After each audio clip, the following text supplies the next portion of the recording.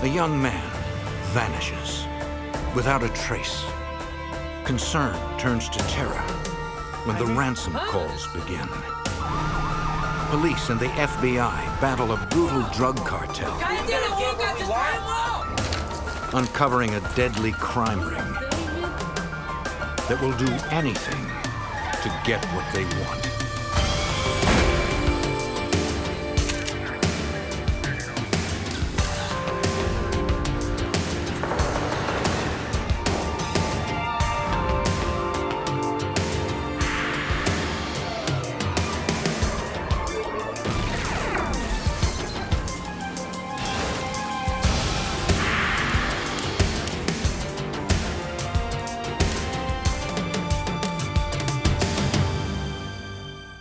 Chicago street gang thought they had figured out how to kidnap people for ransom again and again and never get caught. But their one mistake was they underestimated the Federal Bureau of Investigation. I'm Jim Kallstrom, former head of the FBI's New York office. Agents teamed up with one of the victim's brave relatives to break the ruthless gang who destroyed lives for profit.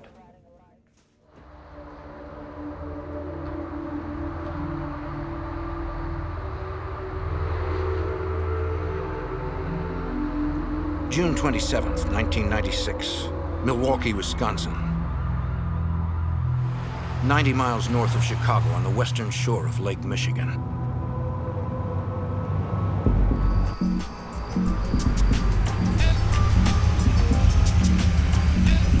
"17-year-old high school senior Jaime Estrada and his cousin Roberto Alvarez pulled up outside a convenience store on the city's south side.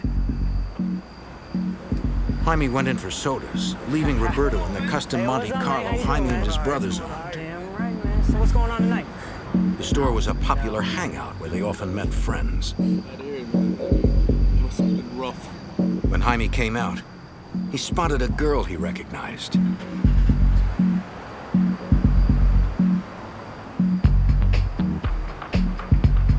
Jaime had been wanting to get to know the girl more and went to talk with her.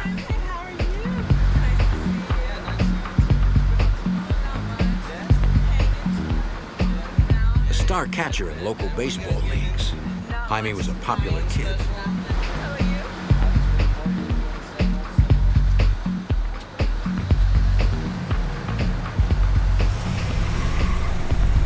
As Roberto was talking with a friend, he noticed the van pull away. He figured Jaime had left with the girl and would probably be right back.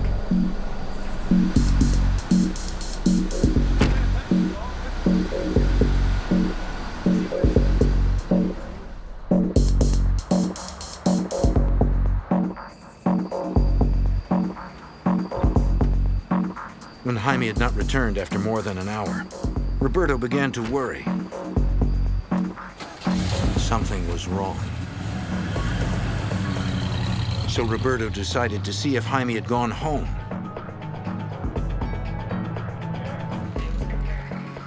He told Jaime's brother, Paulo, what had happened and found he had not come home.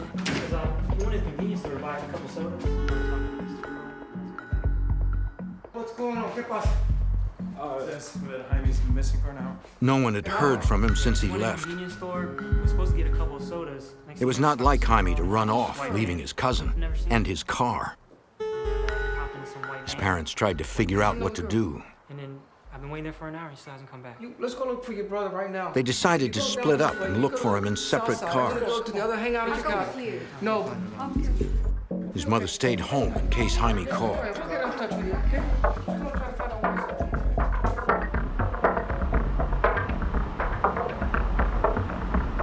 The family searched the area for hours.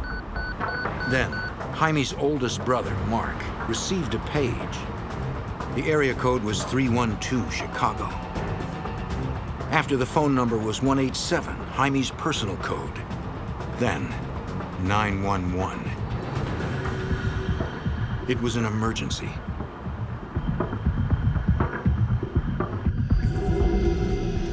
Mark stopped at the first phone booth he saw. He hoped Jaime was all right.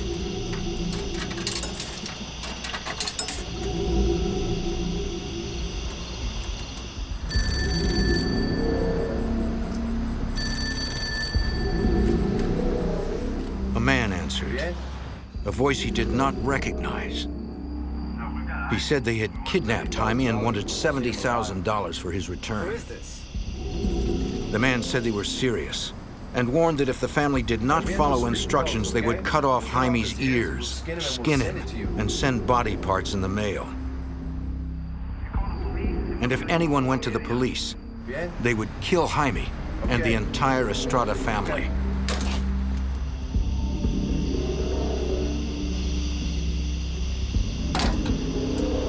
Mark was in disbelief. He called the number again. Maybe it was a prank.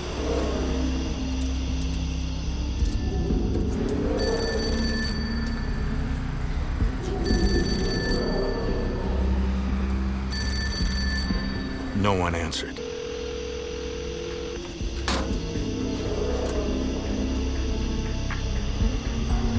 I didn't hear from anybody. Jaime's father returned home. His wife said no one called.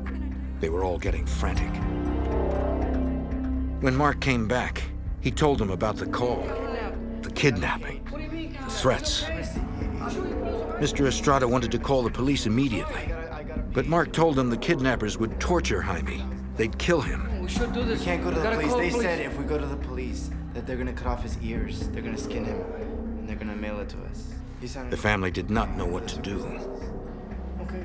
Take him back to the kitchen. They struggled with the decision all night, waiting for another phone call. But none came. We're not waiting anymore. By dawn, Mr. Estrada could wait no longer. That phone. He needed to help his We son. need to do something. We got to call the police. It had been more than 9 hours since Jaime was last seen. Mr. Estrada decided that he and Mark would go to the police. They had to take the chance. At the Milwaukee Police 2nd District Station, Oh, yeah, the area code. Mark and his father explained what happened to a detective on the Violent Crime Squad. I called them and they said that if we went to the police, that they would cut off his ears. Since this was an armed abduction that crossed state lines from Wisconsin to Illinois, the police called in the FBI. Get the duty agent. All right, thanks. Okay, At the Milwaukee field office, FBI Special Agent Dan Kraft had just arrived at work. I was sitting at my desk and I received a call. An 18-year-old kid had been kidnapped. Kraft had to act quickly. I met with the victim's father and his older brother and tried to take a detailed interview of them based on what had happened, when it had happened, potentially why. I realized that this was going to become a major case. Back at the Estrada house, Why, who is this? Jaime's brother Paulo answered the phone. Who is this? I'm the guy who shot your brother. It was the kidnappers. Want to see him alive again. The man on the phone changed the ransom to $30,000 and also wanted the Monte Carlo. What are you talking about? He said they could prove their threats were serious. He'll tell you. They had shot Jaime. Jaime confirmed he was shot. Jaime! He was hurt, bad. He pleaded with his brother to hurry. Yeah? Jaime! The money, the car. Still, the man gave no details for a ransom drop. The man said they'd call again on Paulo's cell phone. Hello? Hello? They shot Jaime. They shot him? They want $30,000. Paulo told the others the terrifying news.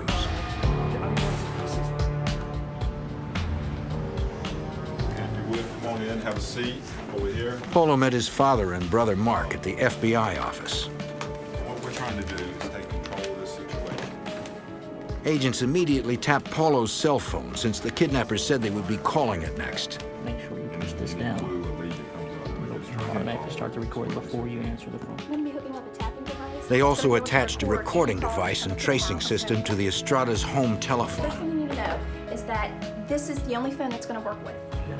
As the FBI continued to set up, they kept interviewing the family, not wasting a second in gathering information. One of the first things that we did was set up what we call a rapid start. It's a computer database that helps us to manage a major case. We utilized rapid start to put in all the information that we had received at this point. Every little data point that we would come up with, even if it was partial. The sophisticated database helps track leads and find links in complex, quickly moving cases. I'll drop off warrants for the United States. Okay. Clear your phone. Don't answer it yet. That afternoon, Paulo's phone rang. I want you to come around real quick. Look, He knew to try to get as much information as possible. keep them on the phone as long as you can. Go ahead.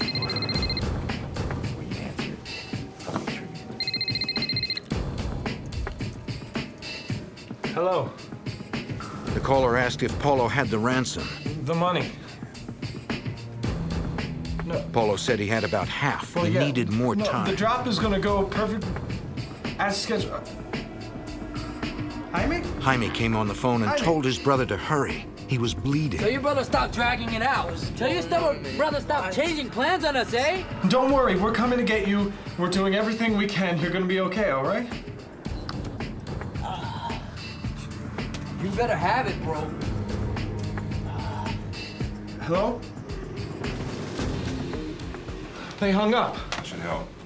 While agents and detectives tried to trace the number, the Estradas moved to an adjacent room to wait for more calls. In a kidnapping case, the FBI tries to move deliberately, but not hastily. And we have a tendency to try to slow things down and work at our pace and try to control. When a victim is shot, now you're dealing with a life and death matter, and every minute, every moment becomes critical. 3 hours later, Paulo got another call.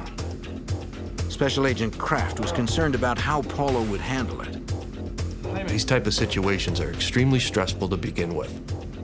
When you factor in a person who is a relative who loves the victim, cares about the victim, they're going to act on emotions every time, and they can make bad judgments. But despite the threats to his wounded brother, Paulo remained calm. The kidnappers insisted Paulo make the ransom drop of the car and cash at a fast food restaurant in Chicago. They said they'd call back with more details. They hung up. You never want to introduce a civilian into a high-risk situation. I think we should go now. But agents had no choice. Don't panic. Paulo would have to drop the car off himself. Try to keep them on the phone just But since he would need a ride back home, an undercover agent could pose as a friend to provide at least some protection from Paulo.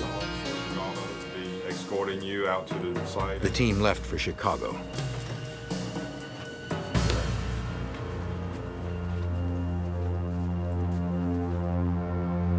Milwaukee agents called in their counterparts at the Chicago FBI field office.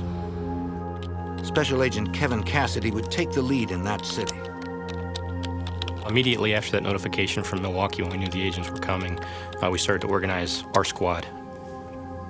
And we knew that this was going to be a fast-moving case where we needed to be able to quickly mobilize our resources. The drive from Milwaukee would take an hour and a half. That gave Chicago agents time to prepare. Violent Crime Squad Supervisory Special Agent Ron Hosko set up a command post at a local sports arena.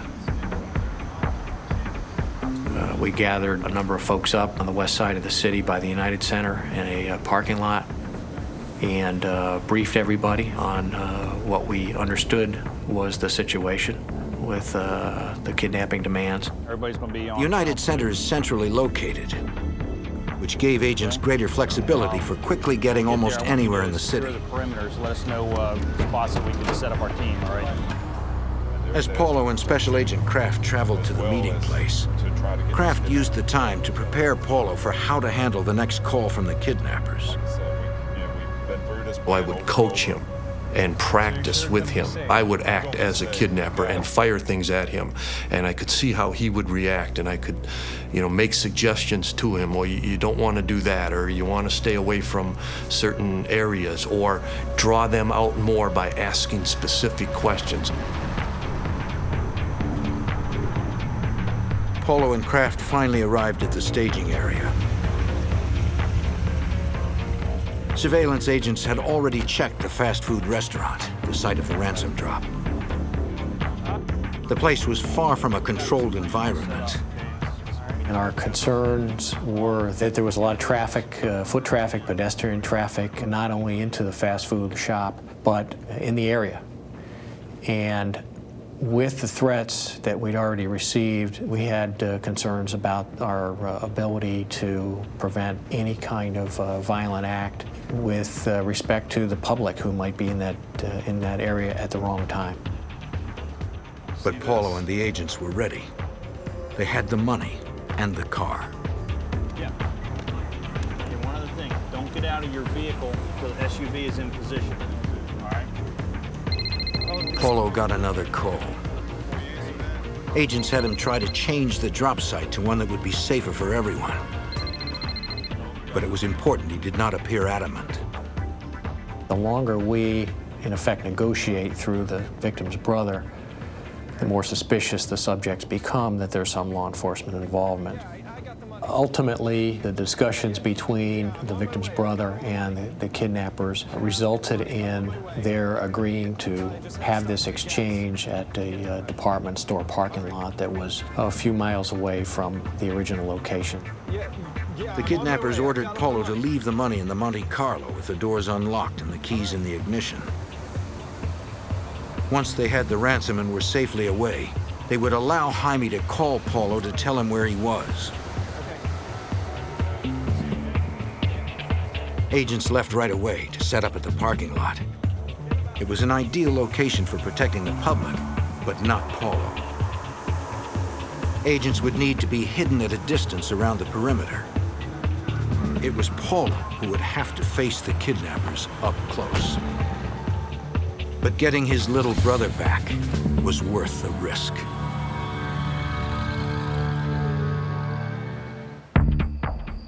In 1996, Chicago agents and detectives were trying to rescue kidnapping victim Jaime Estrada.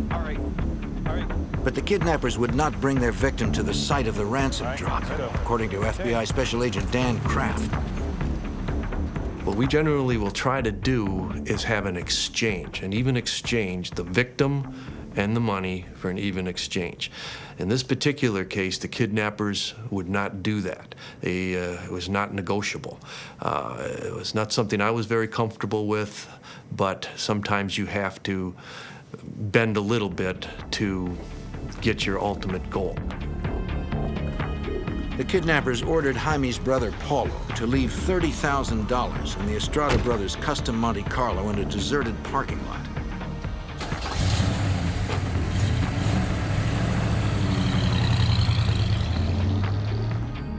But the area was not entirely deserted. Surveillance units were hidden nearby, watching.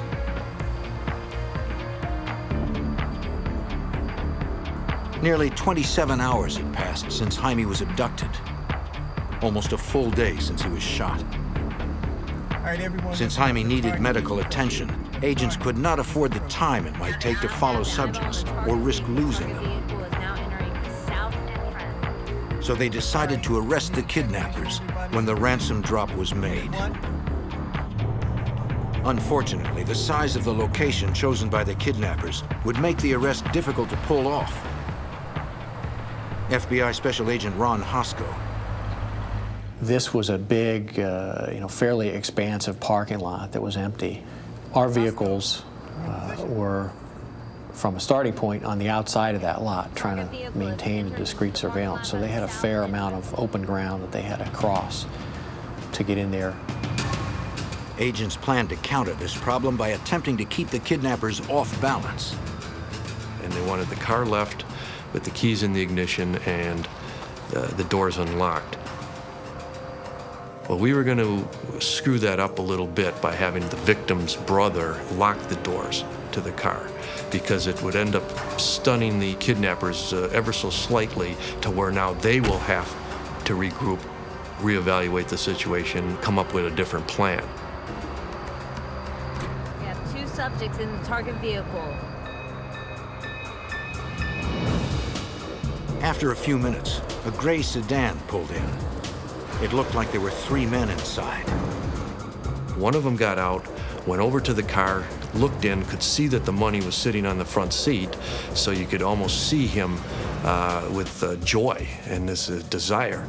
And then he goes to open up the door, and he can't get the door open, and the keys to the car are in the vehicle, because he didn't know what to do. So they go from being in control to now they have to react. We wanted to throw them off their game, and it swings the control back over to us. All units, go, go, go! The takedown signal was given. All units began to converge. But the suspects reacted instantly.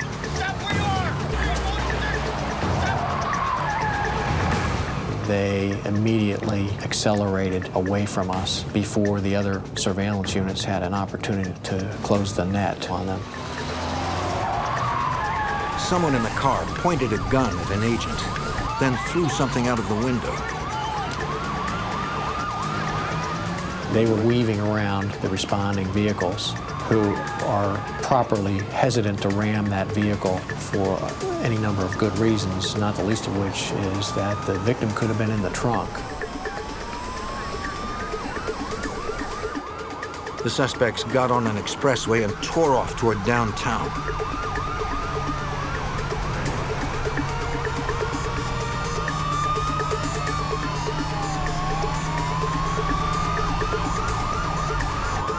Despite the late hour, there was still civilian traffic in danger. We reached speeds of 120 miles an hour, and the kidnappers were in this stolen vehicle, and they were trying to cause an accident by going from one shoulder across 4 or 5 lanes of traffic all the way over to another shoulder, cutting cars off. All right, Cherokee, come on up alongside of them. We're going to take them down.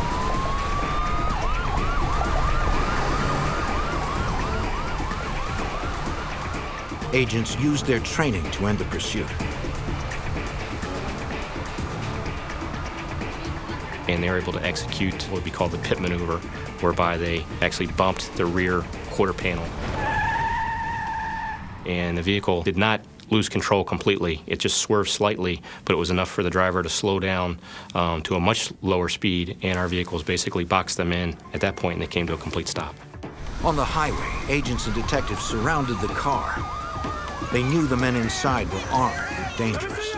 We still had great concern about weapons, and while we could have a perimeter, you cannot prevent subjects from doing something you may not expect, like engaging in gunfire. Hands up, driver! We removed all of the occupants of the car. We ended up finding 3 subjects in the car.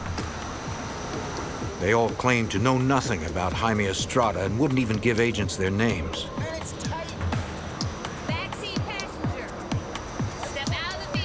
Each had ammunition, but no guns. Hands up! Bring it back toward me. Keep them still. Once they had the 3 men safely in custody, investigators checked to see if anything or anyone was in the trunk.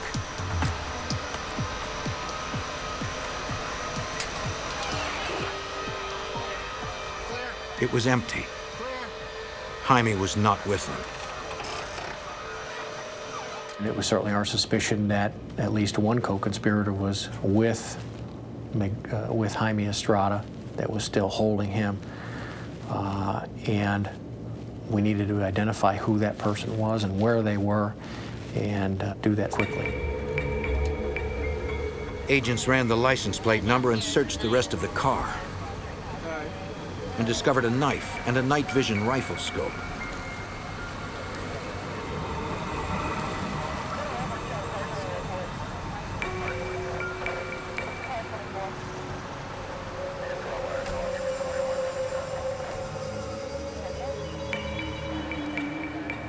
They also found several pagers, a cell phone, and a piece of cardboard with Paulo's cell phone number written on it. Cell phone here too. I'm gonna go ahead and get the calling record on that. And get all the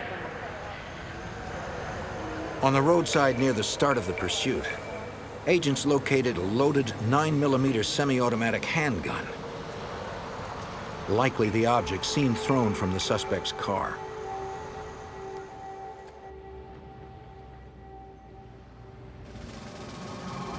At the Chicago field office, agents tried to interview each of the suspects individually.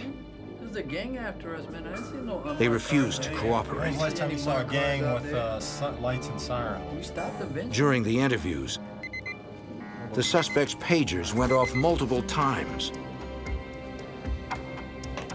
Someone was desperately trying to get in touch with them. Take a look at that number. You know whose number this is. The men swore they did not recognize the numbers. Yeah, sure it is. What are you trying to hide? Look at these numbers. The investigators were sure it was the rest of the group trying to find out what happened. So they tried tracing that number. But it was an unpublished number, and the phone company would not give us the address. We pleaded with the phone company and promised them that we would give them a subpoena, but it's logistically impossible on a Friday night at 11 o'clock to try to get a judge to sign a court order. What do I have to do to give you these numbers? It had been a full day since the teenager was shot. Agents were frustrated that while Jaime was probably dying, a subpoena stood in their way.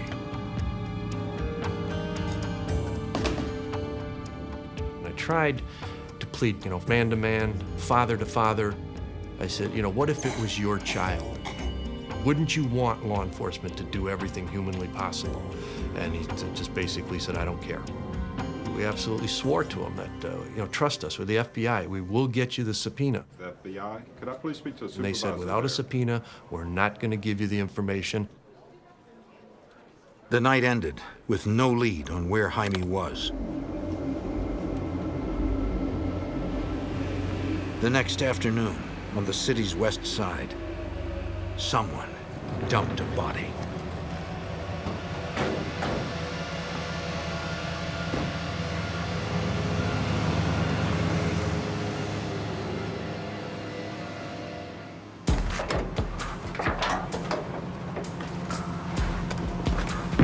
While Chicago investigators struggled to find kidnapping victim Jaime Estrada,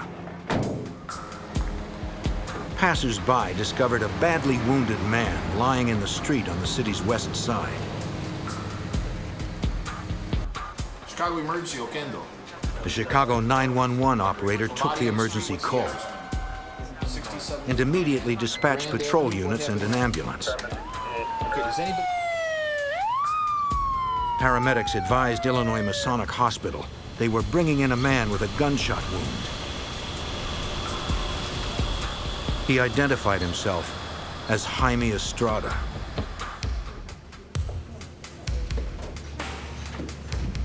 A Cook County Sheriff's investigator arrived at the hospital. The 17-year-old was not only alive, he was still conscious. Yes. The investigator asked the doctor in charge if he could talk with Jaime. Cook County Sheriff's Office, and wondering if I could have... He said Jaime needed immediate surgery, but since the OR was still being prepared, there was time for a quick interview if Jaime agreed. Okay, just a couple minutes. He said he could do it. Okay. Can you tell me a little bit about what happened? Went in a convenience store to get some drinks. He said 2 nights before, he'd gone to talk to a girl he liked. He didn't know her well. What are you guys getting into tonight? While they were talking, the driver pulled a gun. It happened so quickly.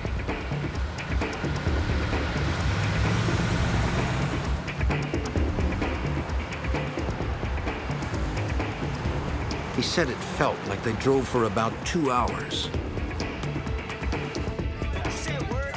Several armed men beat him. He could not ID them. FBI Special Agent Kevin Cassidy. Yeah, he's wrapped up. He ain't going nowhere. Jaime did not provide any real detail regarding the identifying features of his kidnappers due to the fact he was blindfolded. Jaime remembered passing 3 toll booths. He told the investigator that about 15 minutes after the 3rd toll booth, the van stopped. The men hustled him into a house or an apartment, he wasn't sure which. It's your brother, man. There they roughed him up some more, yelling about the money he owed them for the drugs. I'll kill you, bro. I'll kill you. Huh? He tried to tell them they had the wrong guy. That was the wrong thing to say. You know what I'm saying, man? I'll kill you, bro. I'll kill you. Just give me the number. What's the number, S.A.? Run. Yo, get this guy. I beat him They senseless. demanded the phone numbers to all of his family members. What? Huh? I got the number. 414-555-7577. Get this cabron out of here. The men carefully avoided speaking their own names. But there were others who did. During the time he was held there, he heard female voices, and he also heard one of those voices referred to a subject as Beto. Jaime believed it was Beto that guarded him most of the time. Sometime the next morning, Jaime was just getting to sleep.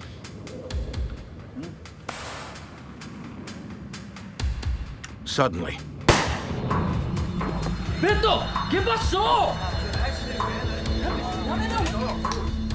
it took him a minute to realize he'd been shot. Miguel, get them. Cállate, cállate. It even surprised some of the kidnappers. They promptly moved Jaime to a bathroom. You'll be okay. Cállate, you'll be okay, man. You'll be okay. Golly. Hey, man, you'll be okay. Hey, man. Hey, look, you're gonna be okay, all right? Here. Put this on here. Hold this right here, okay? You're gonna be okay, man. Bro, vente, get the car, bro. Beto, come on, man, get out of here. God, Dios mío, man. He's not gonna be fine. You're gonna be all right, man.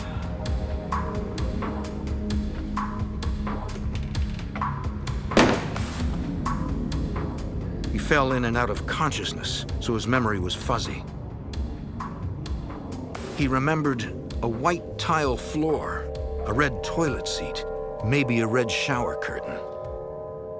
That was all. Jaime's gunshot wound had gone untreated for 2 days and was badly infected. He needed so many surgeries that doctors had to put him into a drug-induced coma so he could survive the ordeal.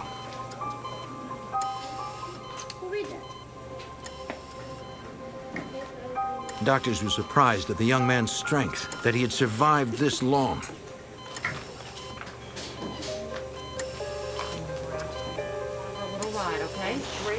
But their prognosis was not good.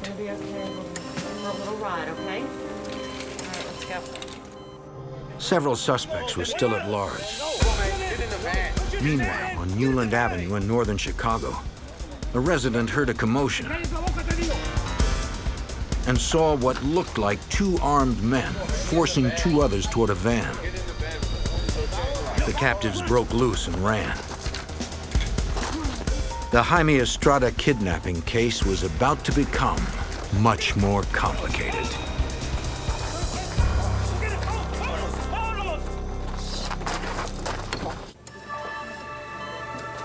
The same day, kidnapping victim Jaime Estrada was found. A man in northern Chicago saw what appeared to be a double kidnapping outside his house on Newland Avenue.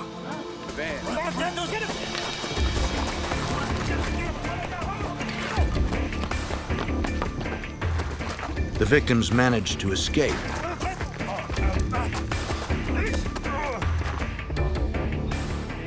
The resident contacted Chicago police, and emergency operators sent patrol officers to the scene. 32-25. Okay. Right off of Belmont. All right, stay inside the house. Just letting you know the police are being dispatched as we speak. I was, walking home, and, Dispatch asked the officers to transport the 2 victims to Chicago PD's Area 5 5 guys. to be interviewed by FBI Special Agent Kevin Cassidy. Next thing you know, this van pulled in front of me. One of them, Pedro Montoya, explained how he'd been abducted. A week earlier, he was outside his house when a van pulled up. Several men jumped out with guns and forced him inside. The other man, Chavo Rodriguez, had the same story. They were basically grabbed off the street and forcibly put into a blue and white van. Special Agent Cassidy remembered that Jaime was also kidnapped in a blue and white van. He decided to show Montoya and Rodriguez mugshots of the men arrested in connection with Estrada's abduction. Both victims immediately responded that those were the same individuals that had kidnapped them. And there were 2 others, the armed men they escaped from. We then started to interview them in greater detail. They said they were held in the basement of a house with a 3rd man. All right, just spin them around and put them on the post there. Come on. They were all bound to metal poles. Each of their families were called with demands for ransom money and cars. For more than a week, the kidnappers barely fed the men. A diabetic, Rodriguez was affected most. Without his medication, his blood sugar rose, which could have rendered him unconscious or even killed him. Investigators suspected that Jaime was not the 3rd man. He said he had been held in a bathroom, not a basement. So they showed the men his photo. Investigators were right. It wasn't him. This is not the guy. Did he escape with you at the same time? They said the day before, the 3rd man managed to escape by breaking through the duct tape that held him. He freed himself. They never saw him again and did not know who he was. When the kidnappers realized the 3rd man had escaped, they tried moving Rodriguez and Montoya out of the house. Come here, come here. Get out of here. It was then that the men escaped.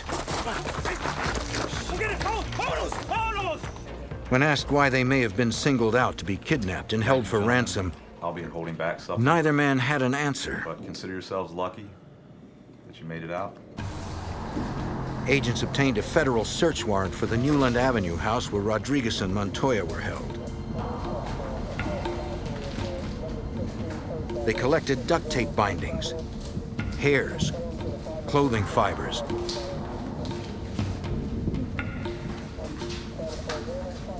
and dozens of fingerprints. The bathroom in the house did not match the description given by Jaime Estrada. Investigators believed he had been held at a different location. Agents also recovered a Norenko assault rifle from the house. A firearms expert determined that the bullet that was recovered from Jaime was consistent with one that would have been shot through the Norenko rifle. In one of the bedrooms, agents found an envelope with a Los Angeles address. Inside were several photographs of a man holding the same Norenko rifle. We took those photographs and put them into an appropriate photo array. We showed that photo array to several of the victims of the kidnappings, and they identified that as the subject that was involved in their kidnapping. Now agents had the face of one of the 2 fugitives, but still no names. Agents then received information from running the kidnappers' license plates. Our investigation led us to find an address in Chicago that was associated with the vehicle. We then had agents go to that residence. FBI agents, man? Agents spoke to Adalia Francisco. She reluctantly agreed to be interviewed.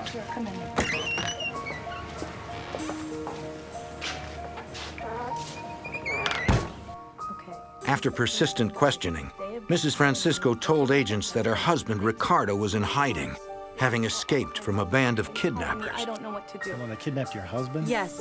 They called here and... Investigators determined he was the third man held in the Newland Avenue home. They just won't stop. I don't know what to do, and I've never... Pressed further, she explained why her husband and the other men were being held. And the last one was the sedan that you're asking. Further investigation and intensive interviews led us to determine that there was a nexus to illegal drug activity in each one of these individual kidnappings. Friends of Ricardo Francisco revealed that he was a drug runner. He owed a drug cartel $100,000. Montoya owed $130,000 to the same drug cartel. Rodriguez was not involved in dealing drugs himself. It was his son, but that did not matter to the cartel. His son had owed some money, and they grabbed the dad. In the case of Jaime Estrada, our investigation did not reveal any involvement in illegal drug activity, and we do not believe he had any.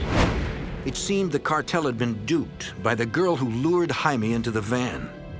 Informants identified her as Juanita Gonzalez.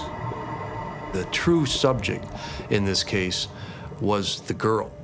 She was the one that had ripped off these guys from a kilo of cocaine, and then she tried to save her own hide by laying it off on an innocent person. She just blamed it on Jaime, who was just innocent in all of this. All Jaime's family could do was pray he'd make it through surgery. But 17-year-old Jaime Estrada could not hold on. Infection eventually killed him. This has now become a case of murder. After conducting extensive interviews in the Newland Avenue neighborhood, agents finally identified the three men already in custody as Salome Varela, Jesus Ruiz, and Miguel Torres. The man in the photograph was identified as Jose de la Paz Sanchez. The final suspect was known only as Beto. They were still at large, wanted not only for kidnapping, but for murder.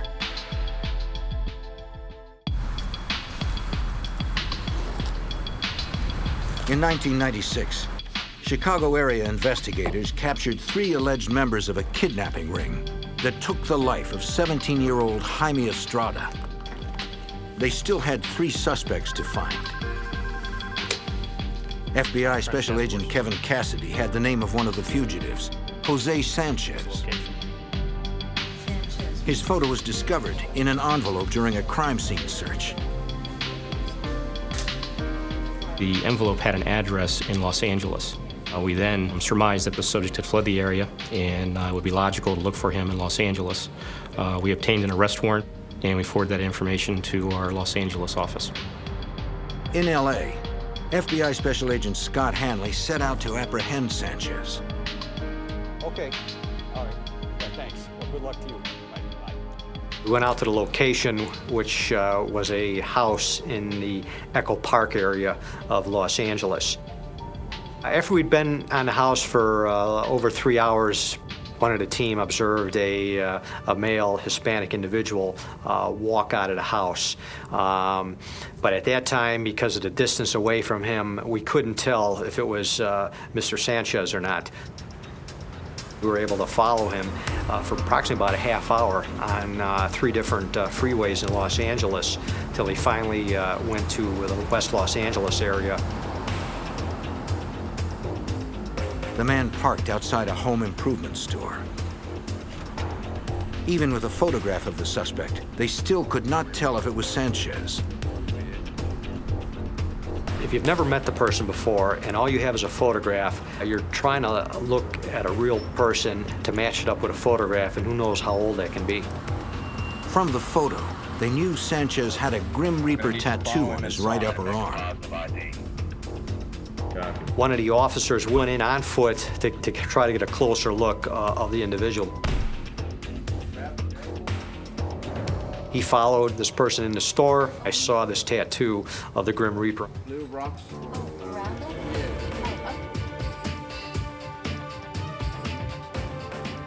It was a positive ID.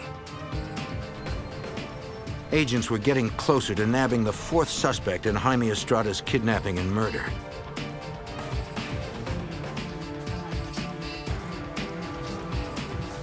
In the end, it was surprisingly simple. Sanchez had been handcuffed before he realized what was happening. He was unarmed and arrested without incident. Sanchez confessed to taking part in Jaime Estrada's kidnapping and was present after Jaime had been shot. When Mr. Sanchez admitted that he knew that Mr. Estrada had been shot, I asked him, well, you know, what was the condition of the boy? And he said, well, you know, he was talking to us, and I said, well, what did he ask? And he said, well, he asked, can I take him to the hospital? And I said, well, why didn't you do that? And he said, well, I didn't know what to do.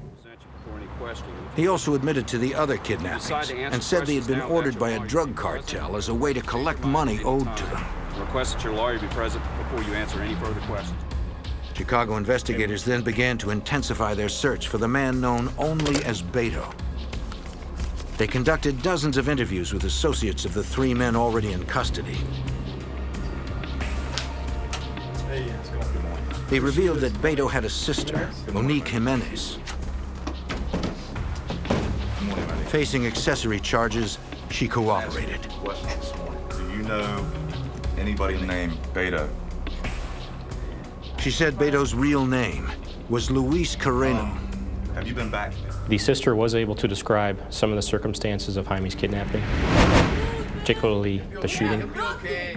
She advised that she was in the apartment at the time and had heard the shot and saw Jaime shot. And she advised that the person that shot him was in fact her brother. There was blood there, so I had to go back. She said she had cleaned blood off the bathroom floor with bleach. Okay, that's what I really needed to know. She gave the FBI the address of the apartment. Yes, it's 2532 Moody Avenue. An evidence response team processed the apartment, collecting samples, including the grout between the bathroom floor tiles.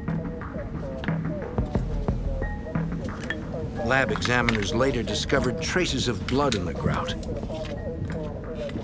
DNA testing proved the blood was Jaime's. In October 1997, federal prosecutors in Chicago tied the complex case together for a jury. The four suspects in custody, Salome Varela, Jesus Ruiz, Miguel Torres, and Jose Sanchez, were found guilty of racketeering, conspiracy, weapons violations, assault charges, and all four kidnappings. They were all sentenced to life in prison without the possibility of parole. The FBI tracked Juanita Gonzalez, the girl responsible for Jaime's abduction, to Mexico, where she completely disappeared. They are still looking for fugitive Luis Carreno, the man known as Beto. He is currently wanted, and there's an outstanding arrest warrant for him. And we are working with Interpol and our other friends in foreign countries to attempt to locate him to this day, and we will continue to do so. The Estradas pray that someday soon, the authorities will find Carreno, the man the FBI suspects killed Jaime. For the family and for the investigators who worked so hard to save Jaime, the case will never be over until everyone responsible for his death is brought to justice.